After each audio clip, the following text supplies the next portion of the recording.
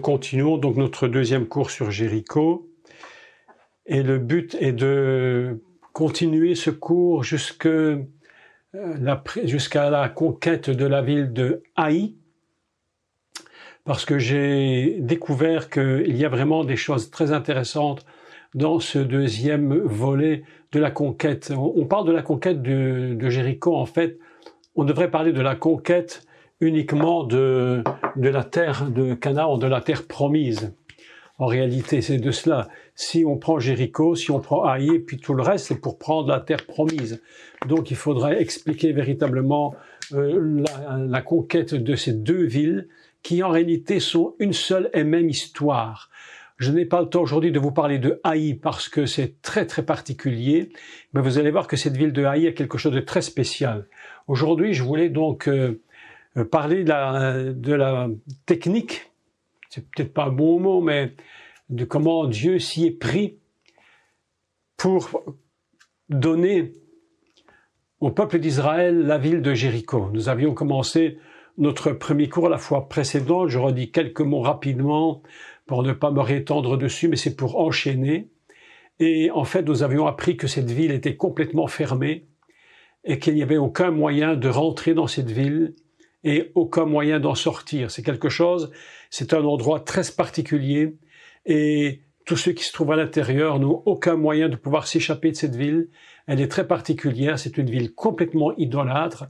Et ce que nous avions compris la dernière fois, c'est que le peuple d'Israël allait enfermer l'enfermement, de telle sorte que cette ville puisse à un moment donné s'écrouler par la base.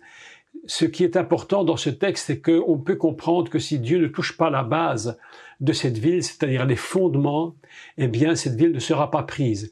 Ça nous a amené à comprendre que même nous, dans ce que nous voulons obtenir, ou dans les ennemis qui voudraient s'attaquer à nous, nous empêcher de prendre nos promesses, ce n'est pas un système, ce n'est pas superficiel. Il faudra vraiment que nous rentrions dans la base et que Dieu touche le fondement du problème pour le faire s'écrouler. C'est très important de comprendre ça. C'est pourquoi la ville de Jéricho a été prise de cette façon. Aujourd'hui, je voudrais donc vous parler de la moyen que Dieu a mis en place pour pouvoir faire s'écrouler cette ville. Évidemment, lorsque nous lisons un récit comme celui-là, on se dit, mais c'est quelque chose d'absolument incroyable. C'est unique au monde.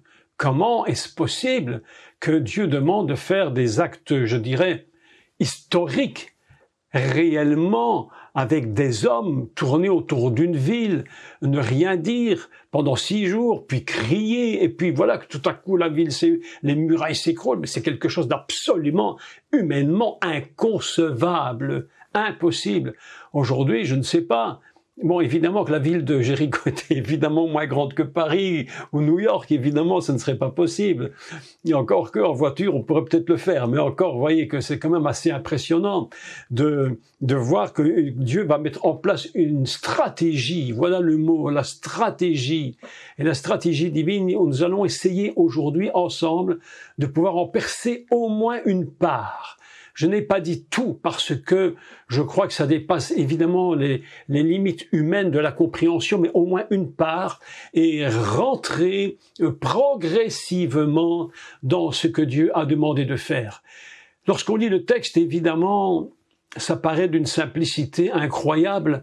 Ils vont tourner autour de la ville pendant 7 jours. Rien de particulier, évidemment. Lorsqu'on creuse un peu plus le texte, on se rend compte qu'il y a vraiment quelque chose de tout à fait surnaturel. Donc nous allons ensemble, pour commencer ce cours aujourd'hui, prendre le livre de Yehoshua, c'est-à-dire Josué. Je rappelle que Yehoshua, c'est exactement la même racine que Yeshua, qu'on a traduit Jésus en français, et puis d'autres traductions dans toutes sortes de langues. Mais c'est Yehoshua, c'est le sauveur, celui qui va sauver. Et nous allons aujourd'hui lire à partir du verset 6. Nous avions lu de 1 à 5, compris, et puis aujourd'hui nous commençons le verset 6, et nous allons lire le texte, et puis je vais tenter de vous le décoder en hébreu et voir ce qu'on peut retirer dans les codes de la Torah de ce texte. Et nous commençons la lecture. Donc, Yehoshua chapitre 6, Vav, et au verset 6, c'est simple, Vav. Yehoshua, fils de Nun. Ici, je fais tout de suite une parenthèse, tout de suite, nous allons dans les cours des lettres hébraïques, lorsque nous allons donner le prochain cours sur Nun, expliquer pourquoi Nun se trouve après Mem. C'est pas par hasard, et même en français, on dit MN, c'est surprenant, hein? MNO, en hébreu, MN Samer, et Samer c'est comme un O, c'est très étrange. Mais commençons, Josué, fils de Nun, donc fils du poisson, c'est très bizarre, hein? Appela les Kohanim, les sacrificateurs, les Kohanim, et leur dit: portez l'arche de l'alliance. On souligne tous les mots, très importants. Arche de l'alliance, c'est Aaron Habrit, l'arche de l'alliance. Nous allons le relire après. Porter l'arche de l'alliance, c'est que sept sacrificateurs portent 7 chauffarot, donc les chauffards, d'accord? 7 chauffards retentissants devant l'arche de l'Éternel. Il dit au peuple: marchez, faites le tour de la ville, et que les hommes armés passent devant l'arche de l'Éternel. Lorsque Yehoshua eut parlé au peuple, les 7 sacrificateurs qui portaient devant l'Éternel les 7 trompettes retentissantes se mirent en marche et sonnèrent des trompettes. L'arche de l'alliance de l'Éternel allait derrière eux. Des hommes armés marchaient devant les sacrificateurs qui sonnaient des trompettes, et l'arrière-garde suivait l'arche. C'est un récit assez incroyable. C'est incroyable. Quand on les sent, on se dit c'est une stratégie de guerre tout à fait incroyable. Aujourd'hui, vous avez vu, la guerre, c'est terrible. L'Ukraine, la Russie, ils ont besoin d'armes de plus en plus. Ça coûte des milliards d'argent. Ici, besoin de rien. De rien. Seulement une directive divine tout à fait étrange. Donc, et l'arrière-garde suivait l'arche. Pendant la marche, on sonnait des trompettes, c'est extraordinaire. Et Josué avait donné cet ordre au peuple: vous ne crierez point, vous ne ferez point entendre votre voix, il ne sortira pas un mot de votre bouche jusqu'au jour où je vous dirai poussez des cris. Et vous crierez.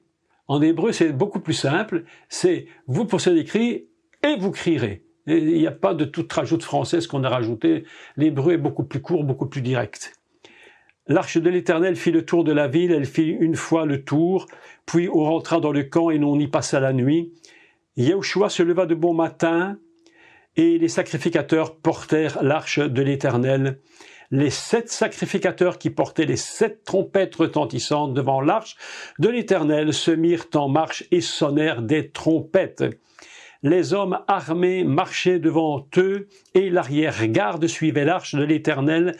Pendant la marche, on sonnait des trompettes. Remarquez qu'on dit, ça revient tout le temps, hein, on sonnait des trompettes, on sonnait des trompettes.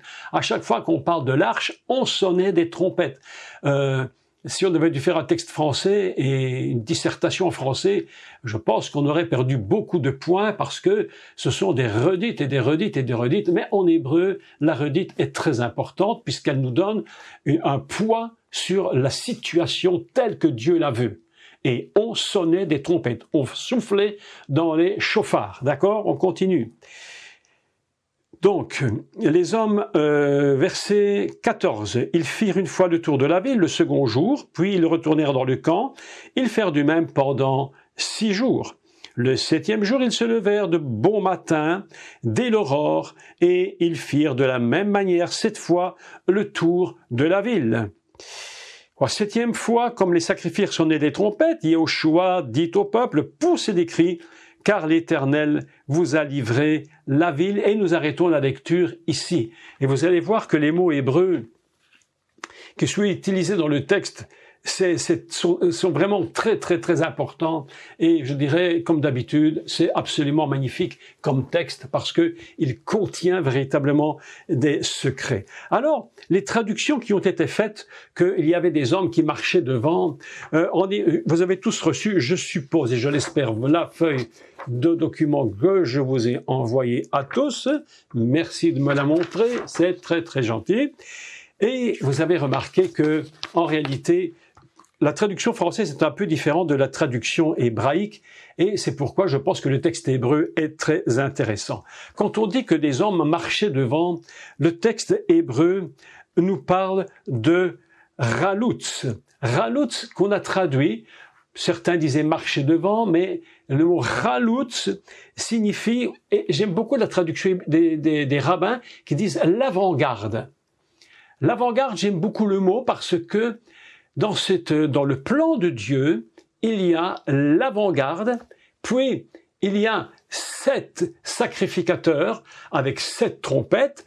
Juste derrière se trouve l'arche, écoutez bien, de l'alliance, non pas Aaron Abrit, non pas Aaron Edout, l'arche du témoignage, même si c'est un témoignage, mais elle précise à chaque fois Aaron Abrit, l'arche de l'alliance. D'accord? Donc, on est ici dans un système d'alliance. Il n'est pas possible de prendre la vigne simplement parce qu'il y a un témoignage. Il faut plus encore. Il faut rajouter la dimension alliance parce que c'est avec Dieu, l'alliance avec Dieu que les choses vont se mettre en place. Sans alliance, pas de Jéricho.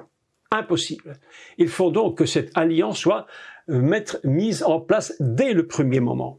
Donc, le mot ralutz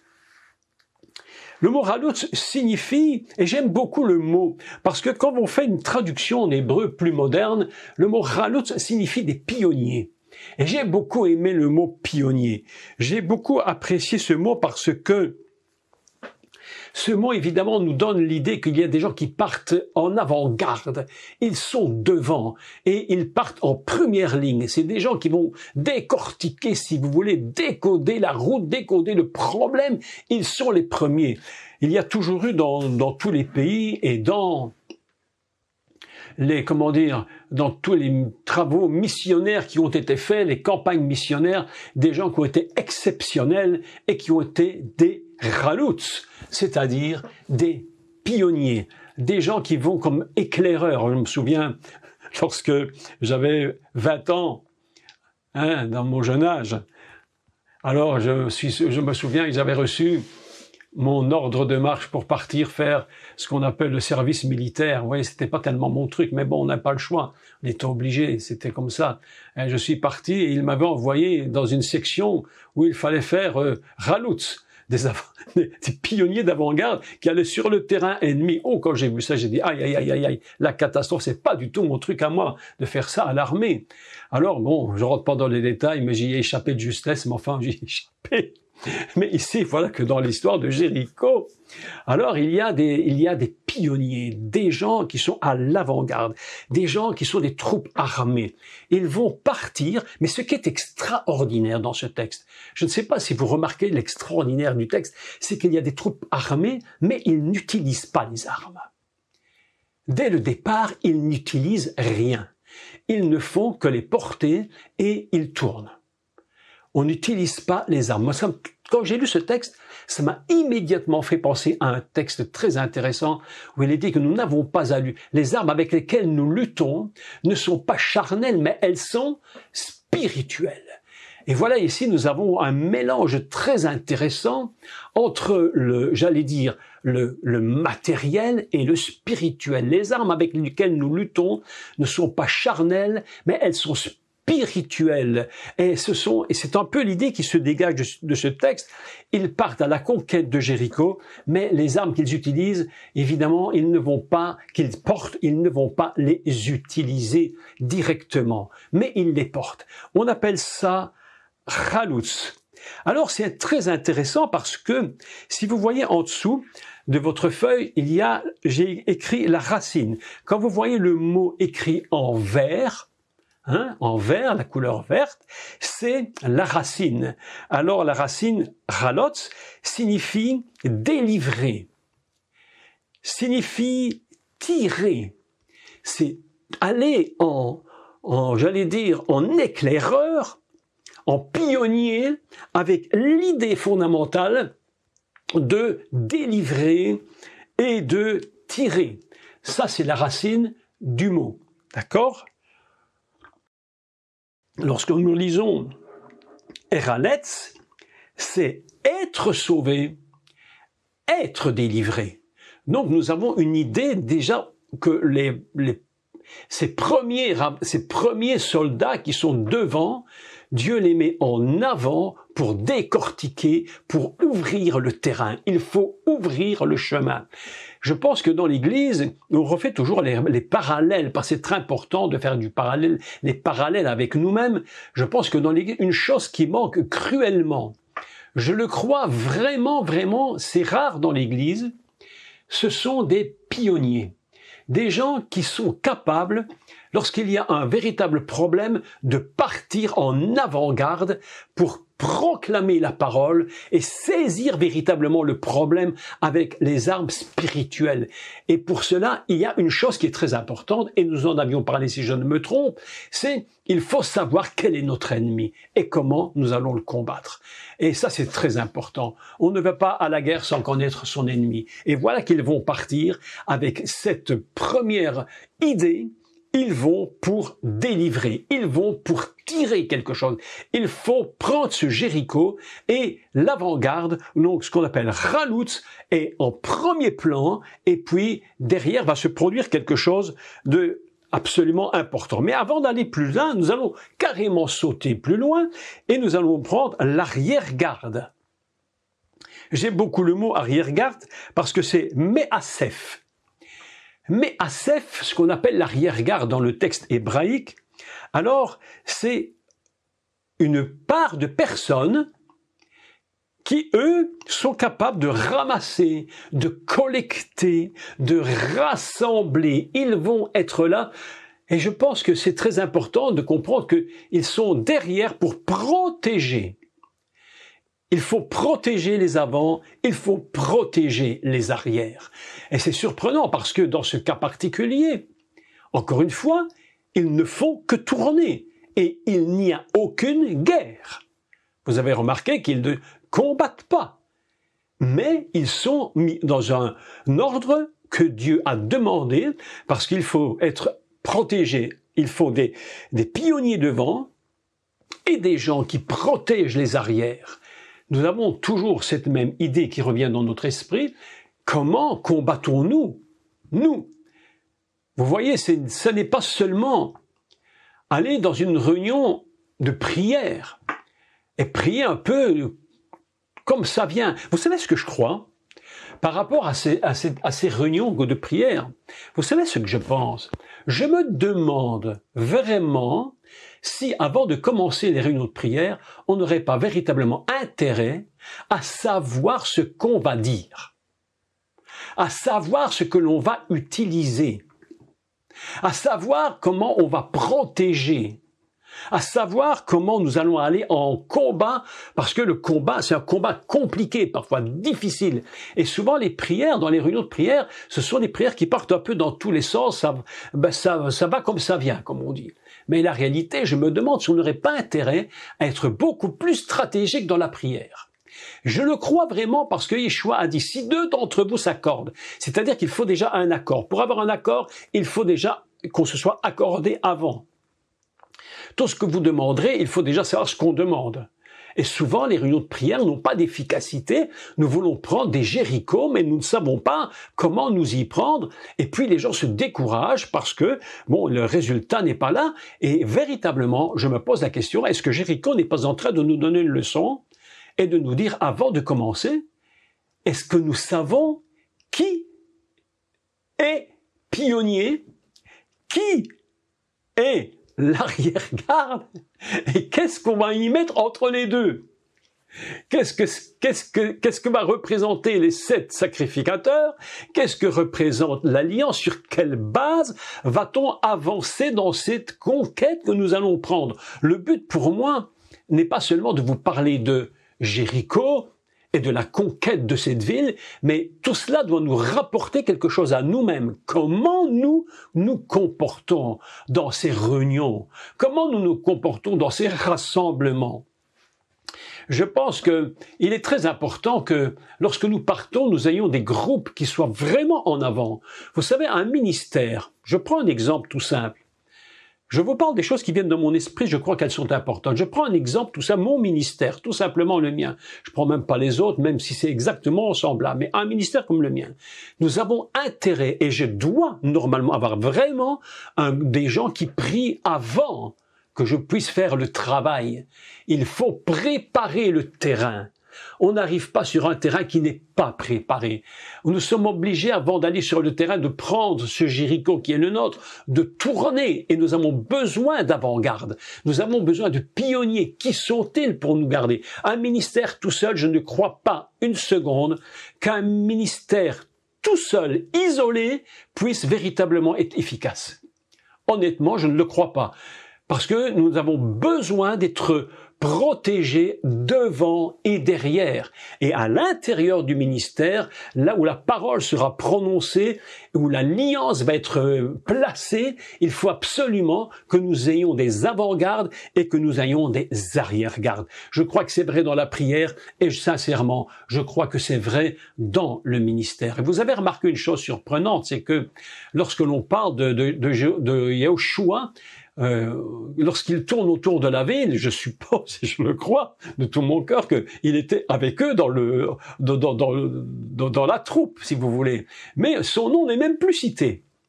Son nom n'est même plus cité. Vous avez remarqué que quand il tourne, il n'est même plus cité. Comme si Dieu avait dit, j'ai besoin de l'unité de tout le corps. De tout Israël. Je n'ai pas besoin d'un homme seul. Josué aurait pu tourner tout seul, mais c'est impossible. Nous avons besoin d'unité. L'unité est très très importante. Là où nous partons faire des rencontres, des conférences, tout ce que nous pouvons faire pour gagner des âmes au Seigneur, des lieux, des villes, il faut que nous ayons tous, et je le crois sincèrement, moi compris, une avant-garde et une arrière-garde, des gens qui nous protègent et des gens qui ouvrent le chemin. D'ailleurs, c'est tellement vrai, mes amis, c'est tellement vrai que Yeshua n'est pas venu comme ça. Il y avait Jean le baptiseur, Yohanan, qui était là pour préparer le chemin du Seigneur. Il était en quelque sorte le Chaloutz de Mashiach. Il était en quelque sorte le pionnier, celui qui ouvrait le chemin. C'est ça qui est très important. Ouvrir le chemin, que notre travail puisse être préparé à l'avance. Cette conquête de Jéricho nous donne vraiment des indications sur notre ministère, comment nous fonctionnons. Nous ne pouvons pas partir seuls. Je ne peux pas partir seul. J'ai besoin de gens, de personnes sur qui je peux compter. Et voilà ce que je crois que le texte est en train de nous dire. Donc, reprenons tout dans le départ. Il y a donc en réalité 4 positions très importantes. L'avant-garde, les Kohanim qui soufflent dans les chauffarotes, les chauffards, puis l'arche de l'alliance derrière, et encore derrière, il y a l'arrière-garde. Donc 4 choses que Dieu exige que l'on mette en place. Alors en lisant le texte, je me suis dit, il y a quand même des choses surprenantes. C'est lorsqu'il parle de ne rien dire. Je me suis dit, c'est très étrange de ne rien dire parce que, en fait, il est écrit, et vous avez le texte ici dans le verset 10, « Vous ne crierez pas et vous ne ferez pas entendre vos voix. » Dieu ne veut pas entendre un mot. Il ne veut pas que l'on crie. Il ne veut pas de... Il est dit « l'otariou ». L'otariou, c'est ne pas crier. Il ne faut pas rentrer directement, si vous voulez, dans ces cris de victoire tout de suite, il faut garder silence. Il ne faut pas dire un mot. Dieu dit taisez-vous. Vous allez voir que cette même racine hébraïque va revenir à la fin d'une façon très particulière. Et là, il va se produire quelque chose. Il dit deux choses. Il dit que vous ne crierez pas et vous ne ferez pas entendre vos voix. Vous n'élèverez pas la voix, je ne veux rien entendre. Et puis la deuxième chose qu'il dit, qui est un peu différente de la première, un peu différente, il dit, lo yetse mifirem davar, qu'il ne sorte de votre bouche aucune parole. Dieu ne veut pas entendre une parole. Le premier mot qui est utilisé dans l'otariou, c'est la racine d'un verbe qui va être ce qu'on va appeler le teroua, le son du chauffard. Vous laisserez les chauffards, c'est comme si Dieu disait, laissez les chauffards tout seuls faire le travail pour l'instant, ne dites rien. Laissez les chauffards faire le travail. Et pourquoi la Bible nous répète non-stop, et pendant qu'il marchait, les chauffards sonnaient. Et il le répète plusieurs fois. Et pendant qu'il dit les chauffards sonnaient, ça veut dire Dieu se réserve le droit de lui-même exprimer les seules paroles nécessaires pour la conquête de Jéricho. Même le peuple n'a pas le droit d'utiliser même un mot. Ils ne vont même pas prononcer un mot de la parole, ni de la Torah, ni de quoi que ce soit. C'est comme si Dieu disait, pendant les 6 premiers jours, je ne vous demande que de tourner, je me réserve, et vous allez comprendre pourquoi, je me réserve le son du chauffard, je me réserve la voix du chauffard. Je me la réserve, c'est moi seul. Je ne veux même pas que vous disiez quoi que ce soit, parce que même si on utilise la parole pour tourner autour de Jéricho et que ce n'est pas parfaitement dit, quelque chose ne fonctionnera pas. Et il continue et il dit, et qu'il ne sorte de votre bouche, velo yetse, qu'il ne sorte pas, mipirem, de votre bouche. Ne dites pas un mot de la bouche. Et qu'est-ce qu'il dit comme mot? Écoutez, c'est très important. Il utilise le mot mipirem davar.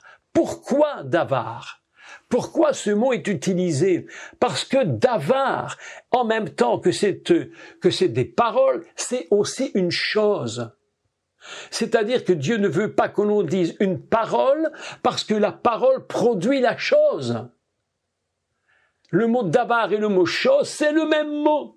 C'est-à-dire que quand Dieu dit une chose, elle est déjà là. Mais si nous disons une chose, nous ne rendons même pas compte de la puissance du mot qui est capable de créer quelque chose que Dieu ne veut pas qu'il crée. Il dit, ne dites pas un mot. De votre bouche ne sort rien. Pas même un mot qui serait capable, si vous le disiez, de produire quelque chose qu'il ne faudrait pas produire. Vous savez, le grand danger, le grand problème dans ce que nous produisons en tant que ministère, c'est les paroles mauvaises qui sortent de la bouche. Il dit, c'est de la bouche que sort l'abondance du cœur. Encore là, nous devons être très, très prudents sur les paroles que nous disons, parce qu'elles sont susceptibles de produire ce que Dieu ne veut pas. Il y a 2 choses que Dieu ne veut pas, c'est qu'on utilise sa parole n'importe comment. Et il dit, vous ne crierez pas, et vous allez voir comme c'est surprenant, parce qu'à la fin, il va dire crier. Et il va utiliser le même mot, la même racine qui produit le mot teroua, c'est-à-dire le son du chauffard. Lorsque le travail sera terminé, les tours seront finis, alors nous allons lier, connecter, fusionner, nous allons ajouter notre voix à celle des chauffards. Il faut que le cri que nous allons pousser, c'est absolument incroyable, les cris que nous allons pousser soient des cris qui s'unissent au chauffard, absolument s'unir avec lui. C'est pas simplement crier pour crier, mes amis. Crier pour crier, tout le monde crie. Tout le monde en est capable. Mais crier et unir le cri au son du chauffard, ça c'est autre chose. C'est pourquoi il dit pendant 6 jours, pas un mot, Ne dites même pas un mot de quoi que ce soit d'en haut. Restez, taisez-vous. Et puis en plus, n'ouvrez même pas la bouche pour dire quelque chose qui pourrait produire négativement une catastrophe en tournant. Vous imaginez le pouvoir, nous apprenons une chose ici dans ce texte de Jéricho, mes amis, c'est le pouvoir de la parole de Dieu. Le pouvoir, en réalité, Jéricho s'est écroulé par le pouvoir de la parole. C'est la parole qui a entouré Jéricho.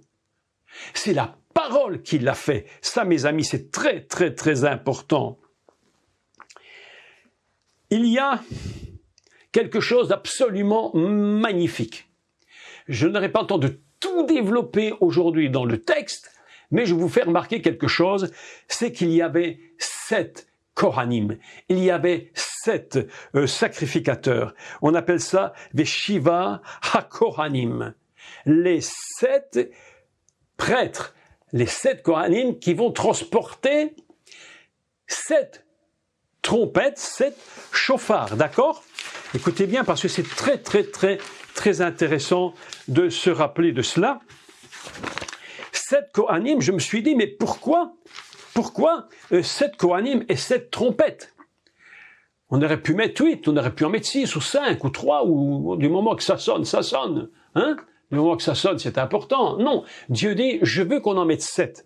Alors je me suis dit, mais si on veut Veshivako HaKohanim, les 7 Kohanim, 7 prêtres, je me suis dit, mais quelle est la valeur de cette prêtre? Quel est le poids? Quel est le poids de ces deux mots, en fait? Le poids de ces deux mots m'a beaucoup surpris, et je vais vous dire pourquoi. Parce que la valeur de ces deux mots est de 108. Je me suis dit, mais qu'est-ce que c'est que 108? À quoi ça peut bien nous faire penser lorsqu'on va tourner autour d'une ville comme Jéricho, dont les fondements vont s'écrouler? Mais qu'est-ce que 108? Eh bien, si vous regardez 108, c'est Ha-Hebenim, qui signifie les pierres.